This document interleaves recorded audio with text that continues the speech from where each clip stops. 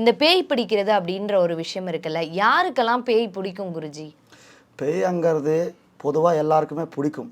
ஆனால் சில பேர் வெளியில் படுத்த மாட்டாங்க.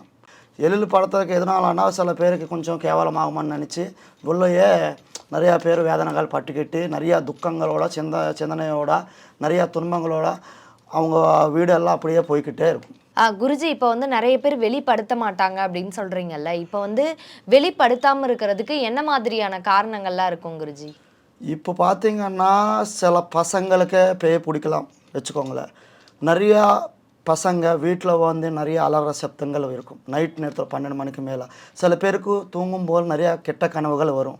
நிறையா பேர் பார்த்திங்கன்னா நைட் நேரத்தில் பார்த்திங்கன்னா அழுதுகிட்டே இருப்பாங்க. எதனாலன்னா அது வந்து வெளியில் வந்து சொல்லாமல் எதனால இருக்கிறாங்க, கேவலமாகும். 10 பேருக்கு சொன்னோன்னே இந்த காலத்தில் பெய்யெல்லாம் இருக்குதான்னு நினச்சி அவங்க வந்து வெளியில் படுத்த மாட்டாங்க. அதனால் வந்து சில பேர் வந்து வெளியிலேயே சொல்லாமல் வீட்லேயே இல்லாத பிரச்சனைகளுக்கு வேதனைப்பட்டுக்கிட்டே சிந்தனையோட அவங்க போராடிக்கிட்டே இருக்கிறாங்க.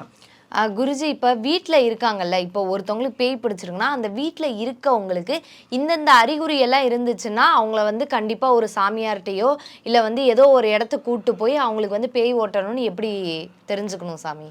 சில பேர் வீட்டில் பார்த்திங்கன்னா அவங்க தூங்கினக்கப்புறம் நைட் நேரத்தில் மணி சப்தம்னு சொல்லுவாங்க, வளையல்கள் சப்தமானு சொல்லுவாங்க. நைட் நேரத்தில் வீட்டு சுற்றெல்லாம் சுற்றிட்டே இருக்கும். சில பேர் அதை என்ன நினைப்பாங்க, கடவுளான்னு நினைப்பாங்க. ஆனால் கடவுளானால் நல்லது தான் பண்ணும். பேய் என்ன பண்ணும், இல்லாத உயிர் சாதங்கள் ரோட்டில் போகும்போதுலேயே இல்லாத ஆக்சிடென்ட்டு ஆகிறது.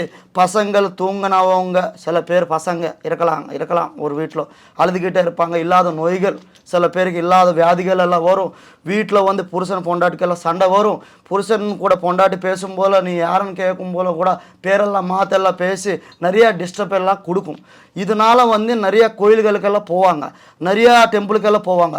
கோயில் போகிற இடத்துல அந்த டயத்தில் நல்லா தான் இருக்கும். அந்த பொட்டு அந்த சுவாமிக்கிட்ட வேணும் உடனே நல்லபடியாக இருக்கும். மறுபடி வீட்டுக்கு வந்ததுக்கப்புறம் அதே மாதிரி கண்டினியூவாக ஆகிக்கிட்டே இருக்கும். நிறைய வேதனைகள் பட்டுக்கிட்டே இருப்பாங்க. பேய்களில் பார்த்திங்கன்னா சின்ன பேய் இருக்கும், பெரிய பேய்கள் இருக்கும். பேய்கள் பார்த்திங்கன்னா 51 விதமான பேய்கள் இருக்கும். சின்ன பேய்னா சும்மா கோயிலுக்கு போய் பொட்டு வச்சாலும் போயிடும். அதில் ஷாக்கினி, டாக்கினி, மோகினி, அதே மாதிரி தந்திரிகா, சைத்தானு, குட்டு சைத்தானு, திருநங்கை பேய்கள், நிறைய விதமான பேய்கள் இருக்கும். ஒரு பேய் ஒரு பாதிப்பு உண்டாகும். அதுக்கு தகுந்த மாதிரி நிறைய பிரச்சனைகள் எல்லாம் பண்ணிட்டு தான் இருக்கும்.